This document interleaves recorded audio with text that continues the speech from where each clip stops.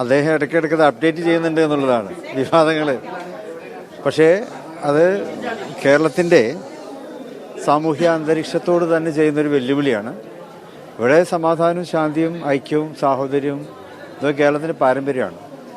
അതിനെ വളർത്തുക എന്നുള്ളതാണ് സാമുദായിക നേതാക്കൾ, കക്ഷി നേതാക്കളൊക്കെ ചെയ്യേണ്ടത്. പക്ഷേ ഇങ്ങനെയുള്ള പ്രസ്താവനകളൊക്കെ വരുമ്പോൾ അത് വലിയ തരത്തിൽ വേദന ഉണ്ടാക്കുന്ന ഒന്നാണ്. പക്ഷെ നമ്മുടെ ഒരു ആശ്വാസം എന്നുള്ള കേരളത്തിലെ ജനങ്ങൾ അതിനെ വിലക്കെടുക്കുന്നില്ല എന്നുള്ളതാണ്. ഇതിന് 2 മാസം മുമ്പും അദ്ദേഹം സമാനമായിട്ടുള്ള കാര്യങ്ങളൊക്കെ പറഞ്ഞു. പക്ഷെ അതൊക്കെ എല്ലാവരും തള്ളിക്കളഞ്ഞതാണ്. ഇതും അങ്ങനെ തന്നെ വരെയുള്ളൂ.